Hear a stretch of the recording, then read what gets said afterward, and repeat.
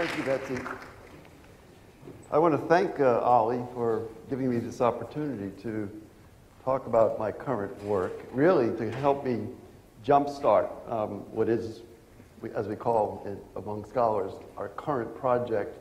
I say that because most of you probably know that the year 2018 is the centennial of the armistice that ended World War I. But it also happens to be the tricentennial of the founding of the city of New Orleans, which is not only my hometown, but a place that I've studied for 40 years. In a former life, for most of my career, I've been an early Americanist, studying the colonial history of Louisiana and the lower Mississippi Valley.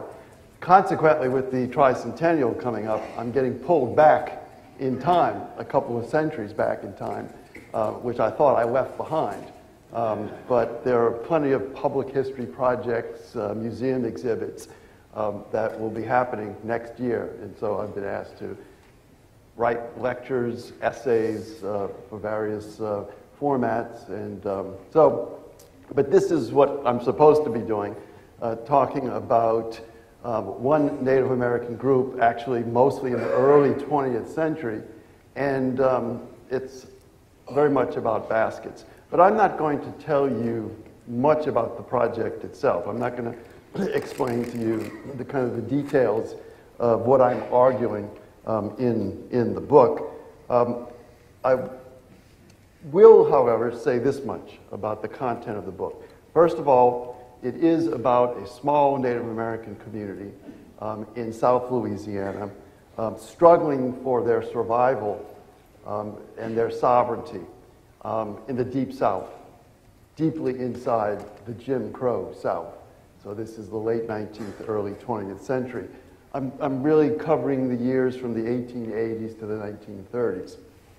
And what I am exploring in this book, or trying to show, is that by looking at relationships forged by this small community with a specific group of outsiders, especially through the production of all things, basketry, historians might be able to learn some new things about a range of topics.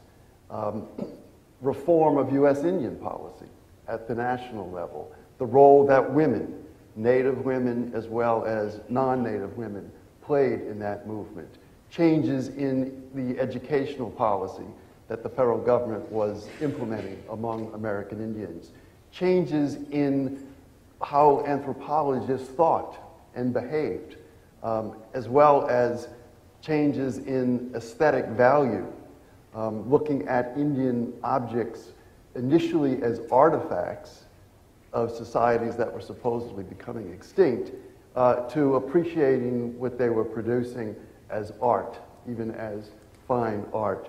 So I know this is a long list of objectives. I'm suffering through trying to organize all of this. And as you can see here, I'm working with physical objects, material culture, the actual baskets themselves, and documents, many of them handwritten like this. In this case, this is a letter from one of the weavers, Christine Paul, who was one of the few literate members of this tribe. The tribe mostly spoke French. By the end of the 19th century, she was able to read and write enough English to communicate with her correspondents. It's all about the baskets, so let me just say a few things as you look at these examples. These are Chittimacha baskets made from river cane, natural river cane, that grew ubiquitously across the eastern woodlands, along rivers and bayous. Very thick cane brakes, they were called. This cane is indigenous.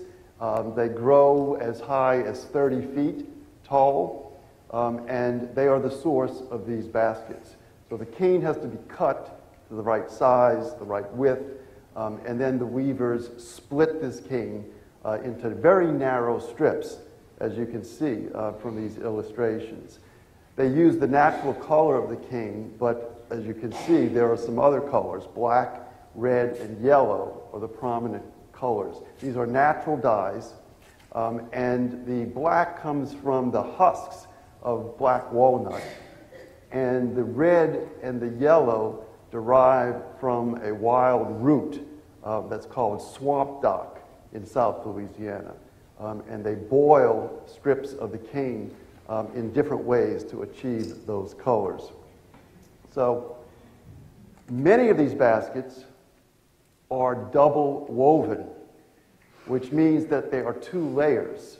There's the external layer, and then there is woven together with it an interior layer. And many of them are boxes, as you see here, with the covers as well as the box themselves, all double woven with a wide variety of designs, as you can see here. Now, what I want to do with you is to reflect really on how a historian like myself, who spent, as I said, most of my career studying early American history, especially relations between American Indians and colonial peoples, African as well as European, mostly in the 18th century.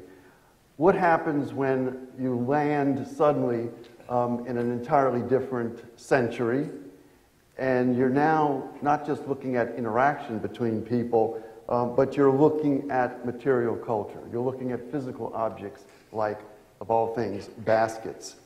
And this, forced me, I can't really say forced because it's been a thrill, to cross disciplinary lines.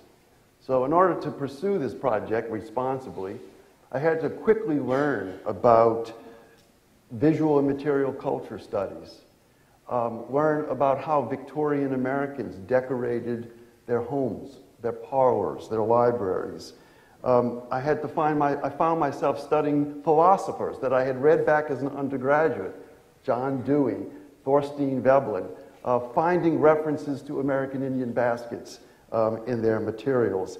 And this was all happening to a person whose knowledge of late 19th and early 20th century U.S. history was still basically U.S. History 101, for undergraduate education. So how did I get from there, which is a 1730s illustration of a group of American Indians along the Mississippi River at present-day New Orleans, to here? And this is the library of Edward Ayer, who was a tycoon, a Gilded Age tycoon in Chicago. He made his fortune producing railroad ties for the most part. And he not only was a collector of books, which is why there's a collection at the Newberry Library in Chicago called the Ayer Collection, but like many wealthy Americans in the early 20th century, he and his wife collected American Indian cultural objects. And so this is Mr. Ayer in his library in Chicago, as you can see, surrounded not only by books, but by Indian cultural objects, mostly baskets. Baskets from around the continent, Canada and the United States. I've looked closely at this many, many times and have not found a Chittimacha basket, though, in Mr. Ayer's collection. Now, I want to kind of explore this passage with you through a few stories, because it has been a passage, and an unexpected one on my part that really began about a decade or so ago. And here goes. In the winter of 1903-1904, the women in this Chittimacha community along Bayou Teche in South Louisiana were persuaded by a couple of ladies who lived about 30 miles from them on the island of Avery Island. And they were Mary Bradford and Sarah McElhaney, the daughters, the only two daughters, of the man who founded the Tobacco Sauce Company, which we are all familiar with. His name was Edmund McElhaney. Now, the women in this community were persuaded by the McElhaney sisters to produce over 100 of their baskets for the upcoming St. Louis World's Fair of 1904. And there was even a possibility that the women themselves, or some members of the community, would be able to travel to St. Louis and display or demonstrate how they wove these exquisite baskets. The trip didn't materialize, but the baskets did appear in St. Louis in a few places, most prominently in the United States government's Indian Office exhibit hall, which we can see in a photograph here.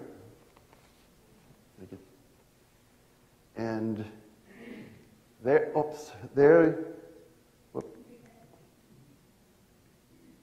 those are Chittimacha baskets. And you can see the size of some of these baskets are quite large. So some appeared in this exhibit, the Bureau of Indian Affairs exhibit, and about 25 appeared in the state of Louisiana's exhibit. Each state had its own exhibit at these international expositions. Now, the Chittimacha women were promised that the baskets would be sold, that Mary especially, Mary Bradford, was going to find buyers for portions of these collections that were displayed. And believe it or not, she had trouble finding buyers.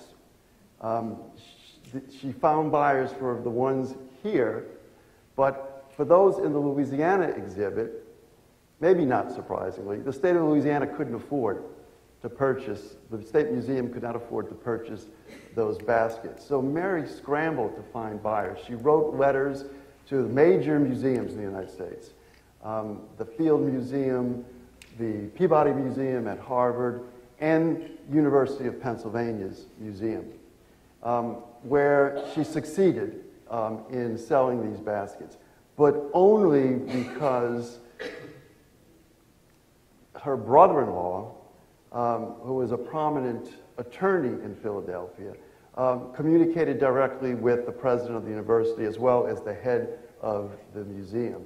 And it also, I think, didn't hurt that Mary's brother, Edward McElhaney, was an adventurer at that time. He would become head of the company, but he was an adventurer who had collected a lot of Native American material objects for Pennsylvania, the University of Pennsylvania's museum when he was up in the Arctic in the late 1890s. So that might have helped.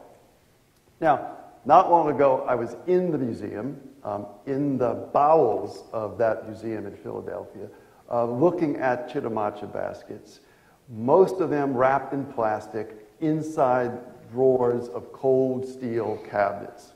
And I was surrounded by thousands, if not tens of thousands, of American Indian baskets, in addition to other cultural objects. There were about 200 Chittimacha baskets just at that one museum. So the museum continued to collect Chittimacha baskets over the years. The second story. In 1922, so this is now a couple of decades, nearly 2 decades after the St. Louis World's Fair, Sarah McElhaney, who was the older sister, sent a box to Philadelphia. It was a ball jar box. It was this box. So it was a used, I got to get used to this, sorry. It was a used box which she wrapped in brown paper and mailed it to Philadelphia. And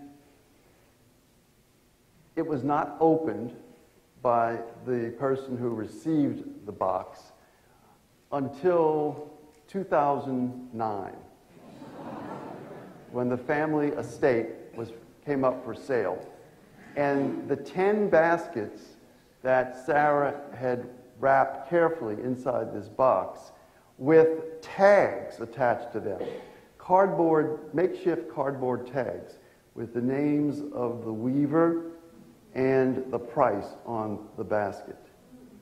And the family wanted to sell this as profitably as possible. So they commissioned it to the Neal Auction Company in New Orleans to be sold separately. The baskets would be sold independently. Now, I learned about this because a friend of mine in New Orleans, Mercedes Whitecloud, who is herself a collector as well as a friend of the Chittimacha tribe, called me up and said, Dan, you've got to get down to New Orleans you've got to see what just landed at the Neal auction house. I did so and agreed to participate in an effort to keep these baskets together rather than have them scattered across the world, possibly. And so here I am back in Nashville, bidding over the phone. Mercedes White Cloud is on the floor in New Orleans. And the cultural director of the Chittim tribe over in Sharonton, Louisiana, is also on the phone trying to bid for as many baskets as possible. Well, I was able to purchase one, which put me in some debt. I bought the cheapest one, which is this one. And you can see the name, the tag, Christine Paul, and this basket was priced at $1. And this is one of the more exquisite. This is a double woven basket that was made also by Christine for $3.50. These were 10 baskets. I managed to get one. The cultural director, Kim Walden at the Chittim tribe, was able to buy 2, and Mercedes on the floor was able to buy 3. So the rest were purchased by anonymous buyers. 10 baskets, which added up, the prices there in 1922 would amount to fewer than $20. Those 10 baskets went for nearly $50,000 in the year 2009. So I have now entered this world of collecting antique Indian baskets. The second story, quickly, in the winter of 1930 to 31, so now it's a decade later, Christine Paul, whose name you see here, mailed a set of baskets, 15 baskets, to none other than the artist John Sloan in New York City. Now, John Sloan, and she did this, by the way, without any assistance from the McElhaney sisters. John Sloan and his wife Dolly had organized something called the Indian Tribal Arts Exposition. It opened in New York City back in December of 1930, and it was now to travel around the country. And Christine Paul sent these with the hope that the baskets would appear in the tribal exposition. The baskets did not appear in the exposition, but they were purchased by a woman named Amelia Elizabeth White, whose wealth was based in New York City, but was living in Santa Fe, New Mexico, with her sister, and was a major donor and patron of the Indian Tribal Exposition. And so she purchased them, and you see here the list of the baskets. And I found this document actually in the archives at the School for Advanced Research in Santa Fe. And these baskets were donated by Amelia White to the Indian Arts Fund in New Mexico, which mainly collected southwestern Indian pottery, textiles, and basketry. Jump forward 1990s. The Indian Arts Fund in Santa Fe is now selling its collection that is from tribes elsewhere, not in the Southwest. So they are deaccessioning some of their materials. Mercedes White Cloud and her husband Thomas White Cloud, who, as I mentioned, were collectors of Indian art, purchased them and brought them back to Louisiana, in a sense, back home. Now, Dr. White Cloud himself, Thomas White Cloud, was Ojibwe, from a very prominent Ojibwe family in Minnesota. He was a physician. He was also the chair of Tulane University's Department of Orthopedic Surgery. Now, sadly, Dr. White Cloud died from a short illness in 2003. So in his honor, Mercedes, his wife, who's actually Acadian in origin, she donated a large portion of their Indian art collection to the New Orleans Museum of Art. And in honor of Dr. White Cloud, they organized an exhibit that was called Blue Winds Dancing, the White Cloud Collection of Native American Art. Now, this exhibit was unfortunately delayed because of something known as Hurricane Katrina, but it did in the year 2007 appear, and I was able to kind of talk about my work, even though my work wasn't this far into the Chittimacha basket story. So I tell these stories just to kind of welcome you to the world in which I have lived, as well as my wife and I have lived for almost a decade.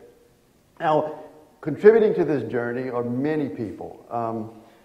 People working in, of course, research archives, which I had already been familiar with, but now I'm visiting natural history museums, fine arts museums, even auction houses, and of course, a family-owned business, the Tabasco Sauce Company, and an Indian tribal government, which, by the way, I had only worked with as director of the Indian program at Cornell, because I was working mostly in the 1700s. I had very little sort of need to work directly with Indian communities in the region that I was studying. So, how did I get there personally? Well, without really knowing where I was headed, my scholarship was moving me forward in time, because I had been interested in the exchange of things between Indian people and non-Indian people, things like deer skins, corn. But over time, as American Indians had become more marginalized, more dispossessed, I was able to also track through the 19th century, especially how American Indian women contributed to their family's livelihood by selling baskets, herbs, spices, medicinal plants on the roadways, along bayous, sometimes from door to door. And this was not just in Louisiana. This was all across the eastern United States, where you see Native women along the St. Lawrence River, in New England, especially southern New England, sort of eking out a living by selling cultural products, things that sort of marked their culture and that were, in many cases, still used inside of non-Indian homes. And this, of course, also required that I start learning more about how American Indians were being represented. As people saw these Indian men and women on the margins of society in what I call vulnerable spaces, they were kind of looked at as forlorn, as Indians on their way out, or not really Indians, in contrast to the real Indians who are out west, you know, on the plains or in the Southwest. So I was already grappling with the relationship between how American Indian people sort of survive and make a living, and how, in doing that, they are misrepresented, misunderstood by people who are kind of leaving us with the records about those Indian people. And so I started visualizing a book on American Indians in the same region that I had been studying, over the lower Mississippi Valley, but now through the 19th century and into the early 20th century. The Chittimachas were only one of the groups that I had intended to study. They are one of the smaller ones, so I was thinking more about the Choctaws in Mississippi, the Biloxi Tunicas in central Louisiana. And I was looking at the Chittimachas, so I knew a little bit about them and was familiar with the story about how the two daughters of the Tabasco Sauce Company founder, inventor of the sauce, Mary and Sarah, had helped save this precious craft for the Chittimacha people by persuading women and girls in the community to learn from the oldest basket weaver, Clara Darden, how to make these baskets. And this was at a time when the tribe was on the edge of losing all of its remaining land. This is the first decade of the 20th century. They had 250 acres of land left, and they were about to lose it because of indebtedness to attorneys, for the most part. And if you want more about that story, I'll be glad to tell you if there's time. So the story was that Mary and Sarah sort of helped the tribe survive by using their influence, initiated by their interest in the baskets, to reach out to the federal government and to other political allies to help save the tribe. And indeed, in 1914, the federal government began to recognize the Chittimacha Nation, put their land in trust, which means now there would be no more threat to losing their land to private buyers. And so this isn't the most useful map, but in case you're wondering, the Chittimachas are located along Bayou Teche here between New Iberia and Franklin, Louisiana. The largest city is Lafayette, Louisiana. And this is the winding, beautiful Bayou Teche. And at the dawn of the 20th century, the Chittimachas were still holding on to those patches of land on both sides of the bayou. So that's what I was familiar with. So in August of 2008, I had been chair of the history department here at Vanderbilt for 3 years. And the way we historians celebrate, and my term had just come to an end in July of 2008. So the way I celebrated that was to visit Bayou Teche and to go into the McElhaney archives, company archives, just to kind of snoop around to see what I might find. I found some material that began to help me rethink this story, that there was more to it than just Indian community being saved by a couple of white women. But that was still just part of my project. In the following March, I received a phone call, or maybe an email message, from the archivist at the McElhaney Company Archives, Shane Bernard. Shane told me that I needed to get back down to South Louisiana quickly because,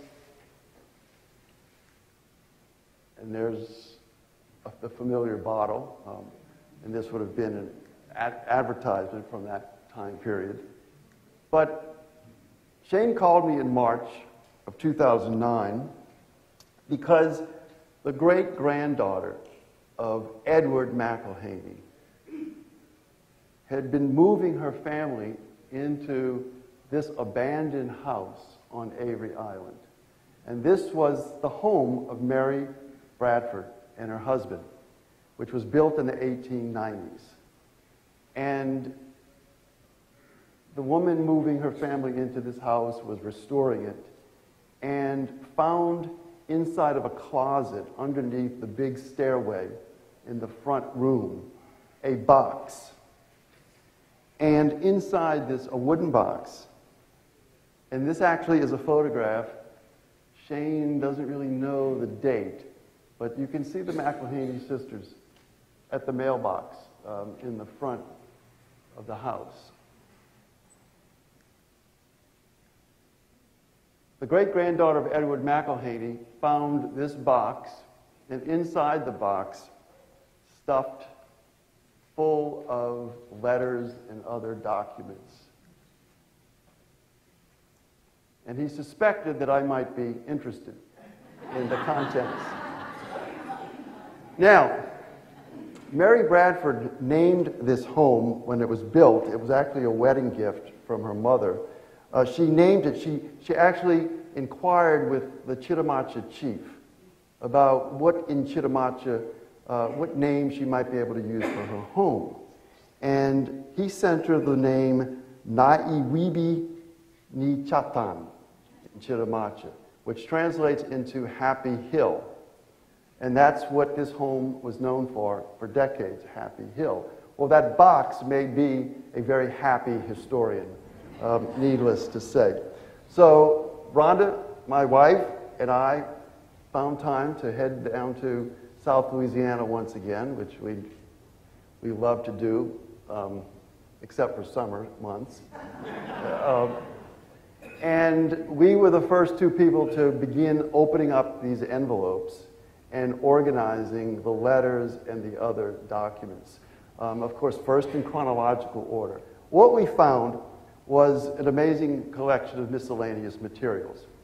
Letters from dealers, stores in Chicago, New York City, Philadelphia, soliciting baskets from mainly Mary Bradford.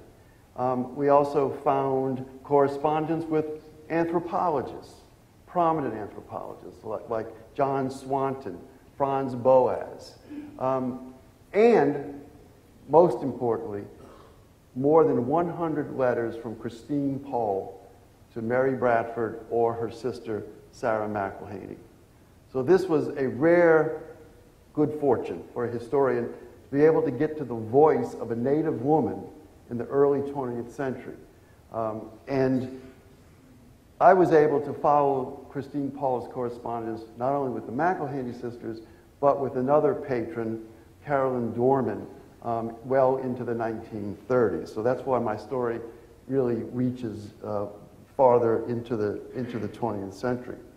So this opened up the possibility to look at the relationship between the weavers and their patrons, the McElhaney sisters, but also to look at this expansive network of communication and collection that the McElhaney sisters were engaged in.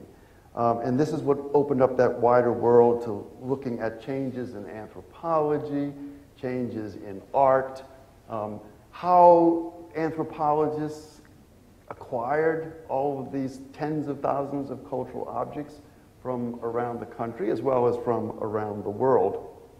And this was, needless to say, a wonderful opportunity for a historian to work with materials, to be the first to work with materials that no other scholar had seen. So it's also a heavy burden and responsibility to do my best with this material. So now to wrap up, I just want to sort of identify the specific challenges and risks even that this project has posed for me. And first of all, as I already mentioned, I had to catch up real quick with fields of scholarship, different fields of scholarship and historiography, anthropological field work, even literary scholars, art historians, specialists in American Indian history for the progressive era. That was one challenge. The other challenge I've already alluded to was working with a family-owned business, because every time I visit Avery Island, every time I do anything with this material, I have to request permission from the company. And this is not a corporation, this is a family-owned and operated company, so it's very personal. So before I could go down to look at that box, I had to wait for Mr. Paul, who is now deceased but was CEO of the company, Paul McElhaney, to grant me official permission to look at this material. So I'm working with a family business, but I'm also working with a Native American tribe not far from Avery Island. And this has been a challenge as well for me. The first thing I wanted to do was to broker between the community and the company. And there was a lot of anxiety about this. At first, Shane, as archivist, was worried that the Chittimachas might want to sort of repatriate this material, take it back in a sense. I knew that legally, technically, that wouldn't happen. But I did want the Chittimacha community to know about it and to benefit from this body of material. And I was able to negotiate a way to mediate and to help the Chittimacha tribe gain access to this material. I've even been to their tribal school talking to their children about this project. So that's been a real joy working with the community itself, as well as with the McElhaney family. I should have asked this earlier. Is there anyone in the audience who is a member of the McElhaney family? There are McElhaneys in Nashville. I know that for a fact. Paul McElhaney's daughter, I believe, still still lives here in Nashville. So, more challenges. Working with physical objects. This is I should have shown this earlier. This is a family portrait of some of the McElhaney's. This is Edmund, the founder. This is his wife, Mary. And my two leading ladies this is Mary Bradford, Mary McElhaney Bradford, and this is her older sister, Sarah McElhaney.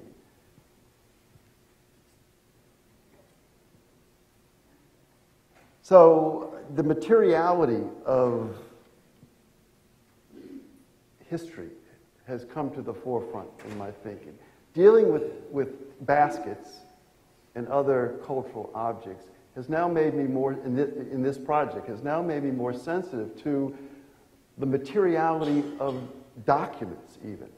The papers that we historians take for granted in our work. And this has come to the foreground because a lot of my work is trying to connect specific documents with specific baskets. And so the production of information as well as of these products is now kind of intertwined. I'm really, in a sense, weaving documents together with material objects. And of course, another challenge is balancing my attention. On the one hand, I'm committed to focusing mainly on the community itself, which has not been studied that much. This is now the Chittim tribe of Louisiana. They number about 1,500 people, and yes, they have a casino along Bayou Teche. And their trials and tribulations, their remarkable struggles for survival and sovereignty really are central to my project. But I also want to look at this wide network of collectors, private collectors, public museums, anthropologists, all the individuals and groups that Mary Bradford communicated with in her efforts to find buyers, mainly, for Chittimacha baskets.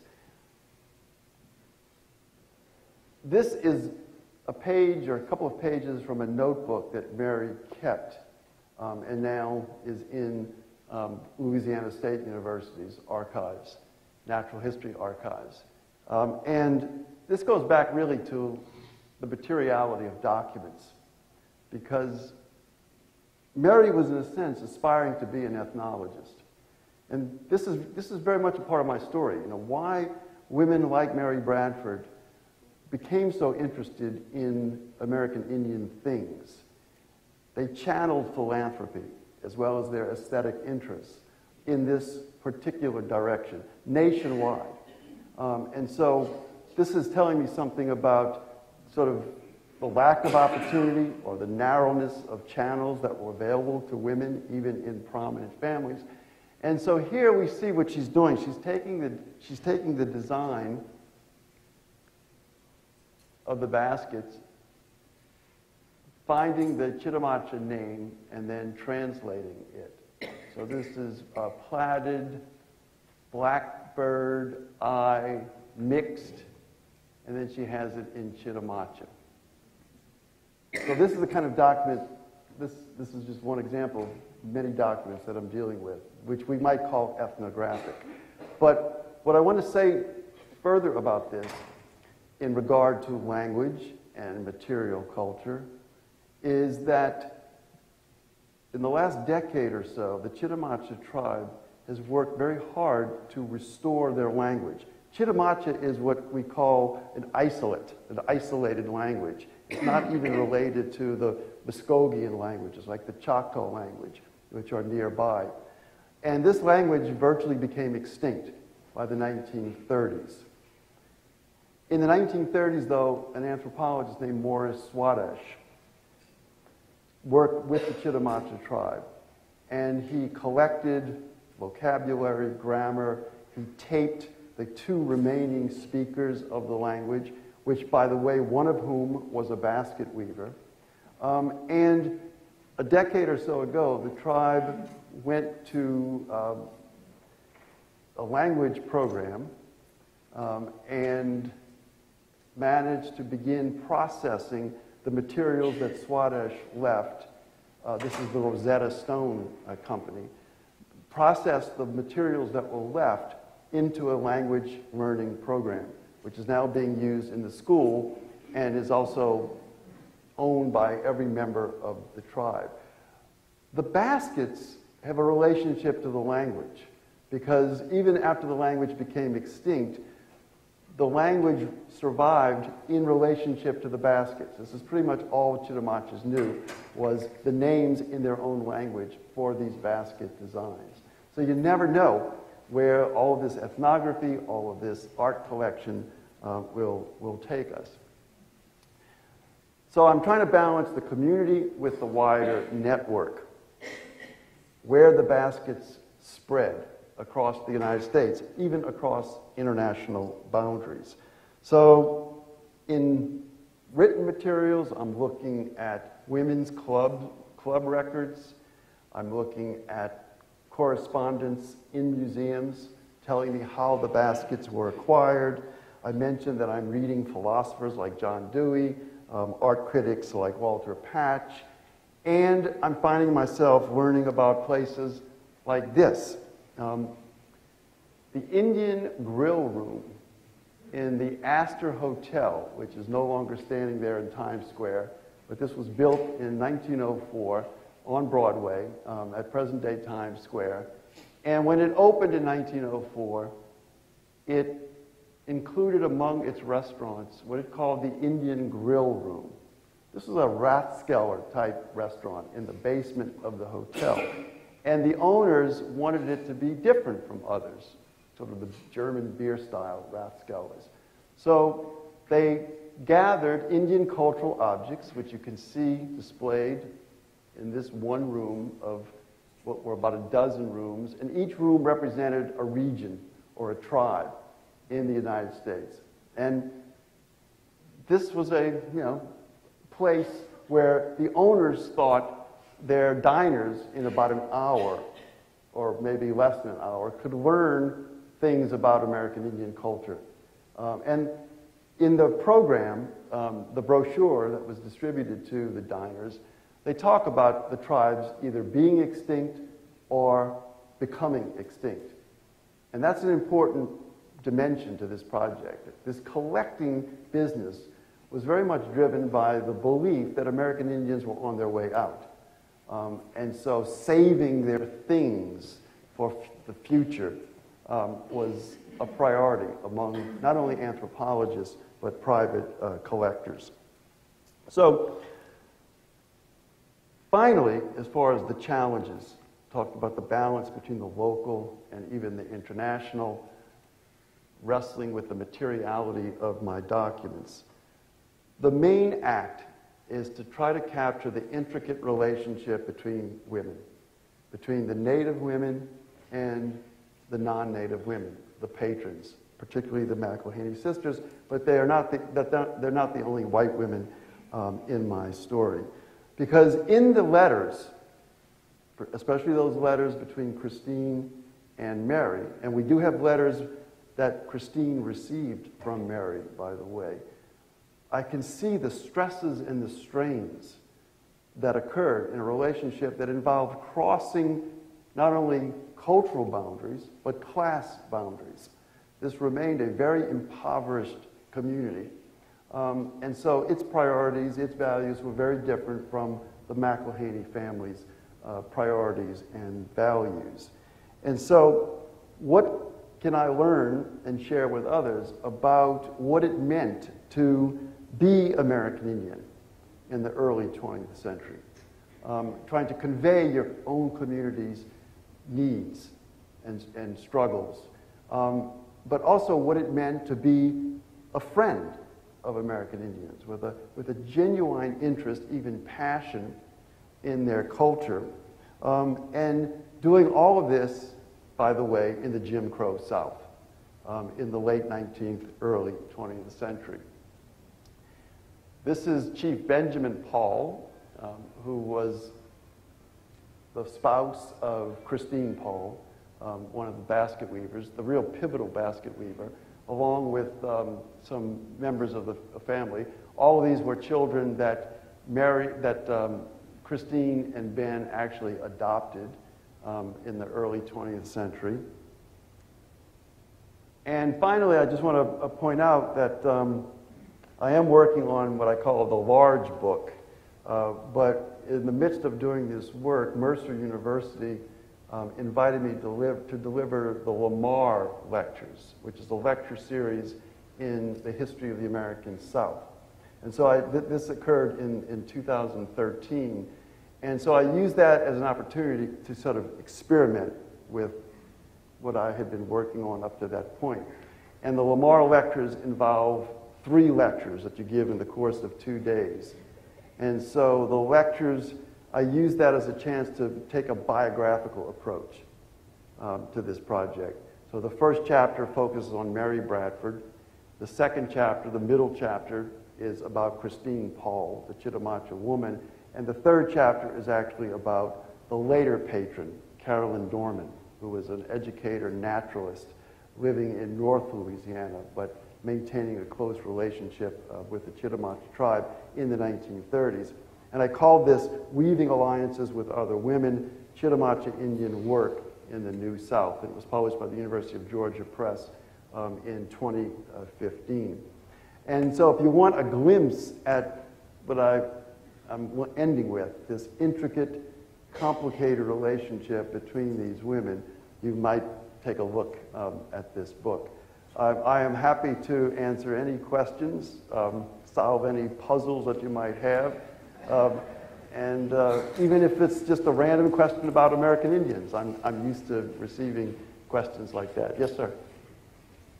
Were you able to trace any of the documents that were found in the staircase to where some of the baskets that were outlined, where they ended up, what museum, or where they were? I'm glad you asked that question, because that's been the adventure for me, is to hope that I can find return correspondence. So there are clues in this box, from the material in the box, as to where the baskets are, but no guarantee that I'm going to find substantial evidence to give me more information about how the baskets landed there. So I have been to Peabody Museum, Brooklyn Museum of Art, American Museum of the American Museum of Natural History in New York City, University of Pennsylvania's museum, the Smithsonian, museums in New Orleans, museums throughout the United States, Berkeley, Riverside, California, and once in a while find a treasure. I will find letters from Mary or Sarah, to the curator, explaining the baskets and seeking support. And this has opened up the whole world for me of how these objects were being acquired, why they were being acquired, and sort of the relationships between the individuals. And so that's been a great thrill. I have been able to pinpoint specific letters, lists of baskets with what's inside those cabinets, or sometimes being displayed, in the museum itself. So that's been a lot of fun. Give a lecture on the natural hangings in the Vasco Empire. That would be a magnificent story. Yes.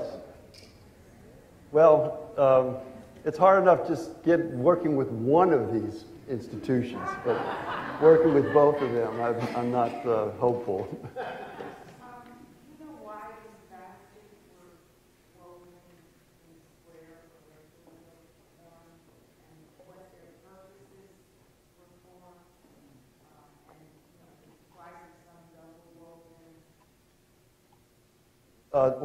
woven? The double weave actually makes it possible to contain liquids inside these baskets. That's how tightly woven they are. Even the single weave the very best, are tightly woven. But these baskets had many different functions. It's a good question. I mean, some of them were just utilitarian. And these baskets show up in estate sales regularly because many Louisianians and Mississippians had these in their homes, in their plantations. They had been buying them, you know, over the course of a couple of decades, really, a couple of centuries. But the boxes represent a ritual usage more than anything else. The little bit that we know for the Natchez Indians and the Chittamaches, which are the two more closely related tribes in this region, is that for funeral purposes, they would, after a certain span of time, the remains of people buried would be exhumed and processed into sort of almost like ashes, and then reburied inside these boxes, inside these beautifully decorated trunk-type boxes. But I think by the end of the 19th century, the trunks are just considered to be very valuable for collectors.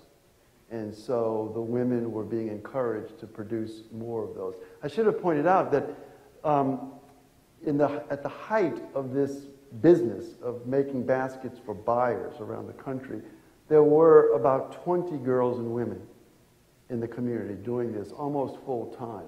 Within a 3-year span, from 1902 to 1904, those 18 to 20 women made, just for Mary and Sarah, nearly 2,000 baskets. So it's almost like a cottage industry that was underway there. Sadly, today, there are only 4 members of the tribe who weave baskets, and they only do that part-time. One of the weavers was a recent president of the tribe, John Darden. But yeah, the aesthetic value of these baskets was not appreciated at first. It was really their utility and the ritual purpose that the tribe itself had put these baskets to. Yes? Are these baskets distinctive from other tribes' baskets that they look like? Would they be identifiable as I thought baskets? If you see the river cane baskets, American Indians make baskets out of all kinds of natural materials, grasses,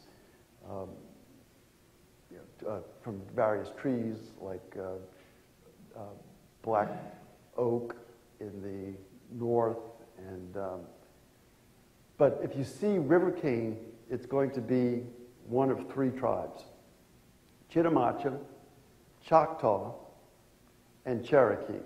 So southeastern tribes make these baskets.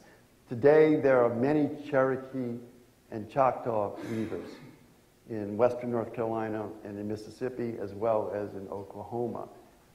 And their designs and shapes are significantly different from the Chittamaches. Most notably, the Chittamaches have this color that they use in the natural dyes, although they don't use these natural dyes any longer today.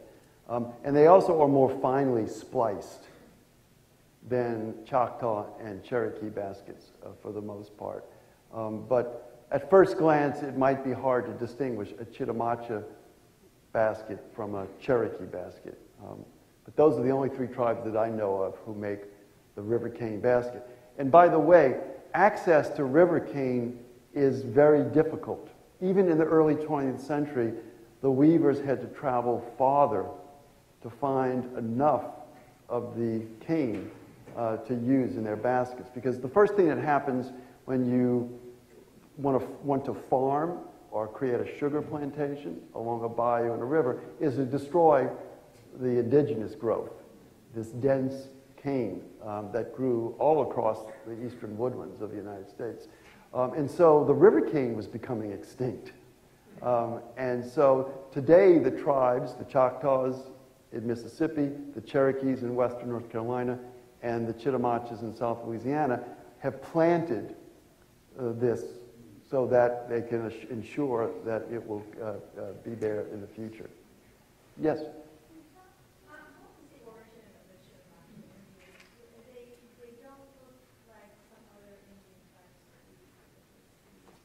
Do you know their origin? Well, I mean, the physical appearance of American Indians is very diverse to begin with. But this does raise the question of how these small groups in the eastern United States, northeast as well as the southeast, survived, of course, because they married outside of the community with other native peoples or with non-native peoples. And so this, of course, would influence their physical appearance as well as their language. The thing that all of these nations shared with the Chittamaches is that they did not make treaties with the United States government for one reason or another. And therefore, the federal government of the United States was ignoring them, really hoping they would go away. And this is very much a part of the story I'm telling about the Chittamaches. That's why the Chittamaches were on the edge of survival, about to lose their land. They had no federal protection. And this is how they acquired their federal protection, through baskets, of all things, using baskets purposefully as kind of political instruments to forge alliances. And the McElhaney sisters, of course, were instrumental in that. Yes? You talked about the value of the older baskets that were discovered. Mm-hmm. What would be the value of a basket that's currently being made? You said a couple of people are still making them. Very expensive.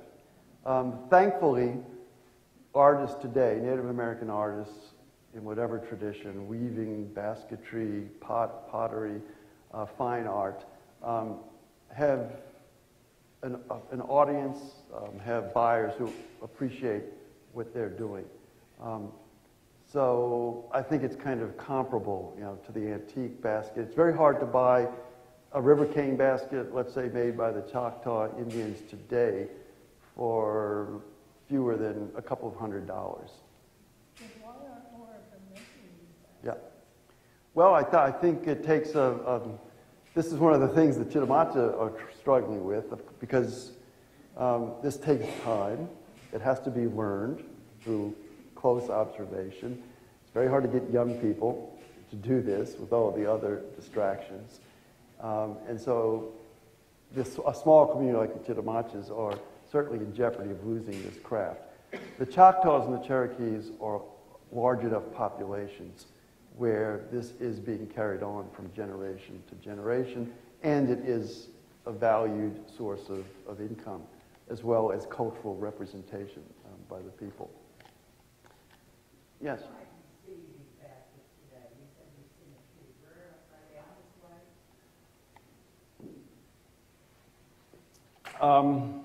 Believe it or not, the best place to see all Native American baskets from Canada and the United States is in Laurel, Mississippi.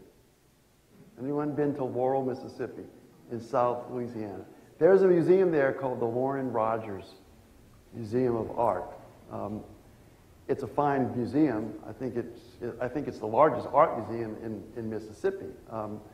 And a woman, a contemporary of the McElhaney sisters, became a collector of American Indian baskets. And she was connected to the Warren Rogers family, and she donated her collection to that museum. And so there's an entire room in that museum that displays the baskets from all of the tribes across North America. And very prominently displayed in the middle of that room is a set of Chittamacha baskets. Another place to see Chittamacha baskets, again, believe it or not, is Hampton University on the coast of Virginia.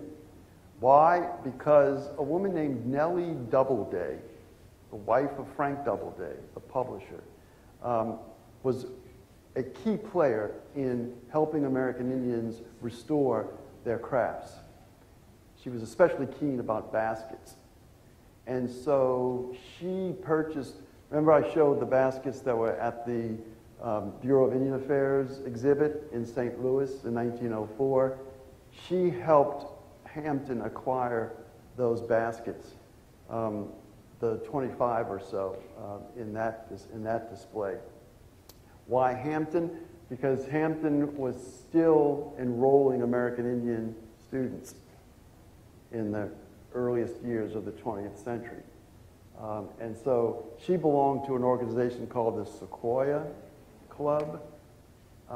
And so through the Sequoia Club, they donated those baskets to Hampton. And so Hampton has one of the finest collections of Chittamacha baskets in the world.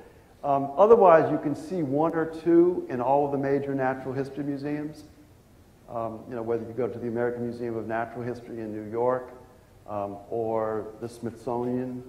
I'm trying to think of other places. Riverside, California has a museum with a lot of Indian baskets because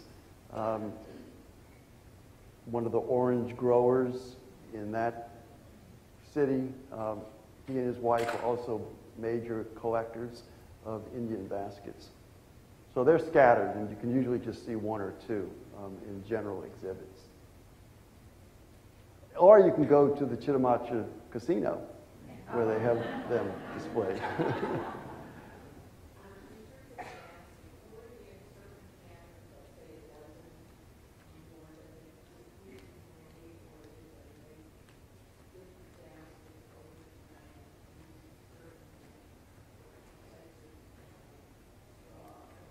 That's an important question. Two questions that are very hard to answer, but are important ones. Is that one, what was happening to the designs, if anything, in this time period? And the other is, why so cheap? You know, why $4 for a trunk double woven basket? But I'll answer the one you're asking, which I think is important because yes, there were set designs over the generations, you know, that were repeated. But also, I see a desire on the part of weavers, who are artists, to venture out and to come up with their own designs. In the letters, though, you can see some of the tension is that Mary Bradford wants them to make certain kinds of baskets with particular designs in a certain style, because that's what the market wants, or that's what she thinks the market wants. Authentic, sort of traditional Indian baskets. And so I think that was inhibiting the imagination, the innovation that women weavers had been using all along. Thankfully, a century later, American Indian craftspeople, still in these traditional art forms, are more creative. They're not sticking to a particular pattern, design, or style.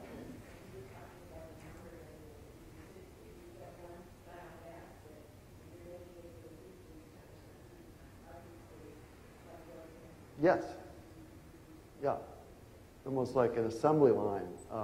Whereas, you know, if you talk to weavers today, they kind of, they have an idea in their head, and they will pursue that and let it take them wherever they go. So they don't feel confined to follow a particular pattern. Yes? How physically challenging is it to use that material? Oh, goodness. No one yet has asked me, have I ever learned how to make a basket? Or have I made a basket? I'm not even going to try, because if you observe what it takes to make these baskets, it takes tremendous dexterity, a lot of time. In the early 20th century, the women were actually using their teeth to kind of hold the cane as they were stripping it. So I would cut myself given how finely these strips are cut. But I have seen weavers, you know, holding the cane and just, you know, to splice it. And then the weaving process itself. I mean, you can see this you know, these are unfit, these are baskets in the process. And just keeping track of where you're going as you're platting these baskets, I find mind-boggling. So yes, it's a very challenging craft. Yes?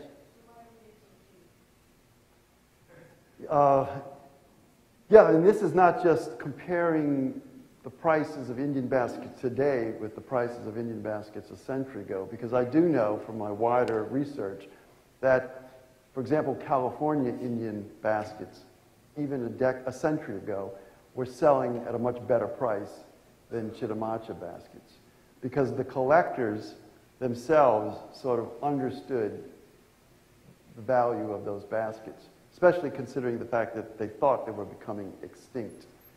I think this low pricing of Chittimacha baskets was due to the fact that the McElhaney sisters themselves were not widely interested in American Indian arts and crafts like other collectors. They were strictly focused on the Chittimachas. That's what makes it a fascinating study. It's a community-based interest because they live 30 miles away. And so they had no sort of way to compare the value of these baskets. Whereas the Chittimacha women themselves, of course, did not know what these baskets might sell for in stores in New York City or in Chicago. So I really think it was just a lack of the general knowledge that it would have taken for them to be selling these baskets at prices comparable to Indian baskets at that time. It also reflects the relativity of the market, the fact that this was a community, sort of struggling to survive, meant that they're not going to expect more than they think they can get. In fact, one of the most poignant moments in correspondence between Mary and Christine is over pricing of baskets. In the year 1902, I found an exchange that is remarkable in the fact that the letter indicated that Mary was suggesting to Christine that they were pricing their baskets too high. And Christine very politely, respectfully responded, well, we only get what we think we can achieve in these baskets. We're doing our best. And then Mary writes back a very condescending letter about, Christine, how dare you think that I would cheat you? You know that I am doing everything I can to help your community. And this is one of those poignant moments that I was referring to, where you see the stresses and strains between this struggling Indian community and someone who was interested but still rather remote. And what makes that startling, at that moment, just months before that correspondence, the Chittimachas lost 3 members of their community to murders by the parish sheriff. On Christmas Day of 1901, the sheriff and his posse came to the home of John Paul, the father of Benjamin Paul, to arrest his young son, who was apparently in a brawl the night before in the local town. And this resulted in a shootout in which one of John Paul's sons and his brother and his daughter-in-law would be killed. And a few years later, another episode like this occurred with the murder of a Chittimacha.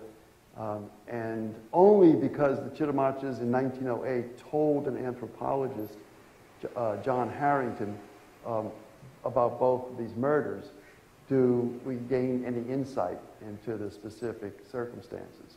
But this community was faced with a lot of violence or threatened violence, as well as a land grab. Sugar prices were going through the roof in the early 20th century, and so any additional piece of land along Bayou Teche was highly desired.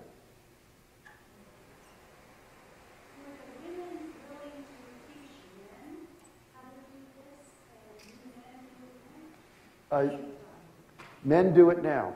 I have found no evidence that men were interested in the craft a century ago, or that women were purposely denying men, access to this knowledge. But in fact, John Darden, who is past president of the tribe, is one of the 4 remaining basket weavers, and I think probably the most active. His sister and his wife are 2 of the other basket weavers, by the way. Thank you so very much. Thank you.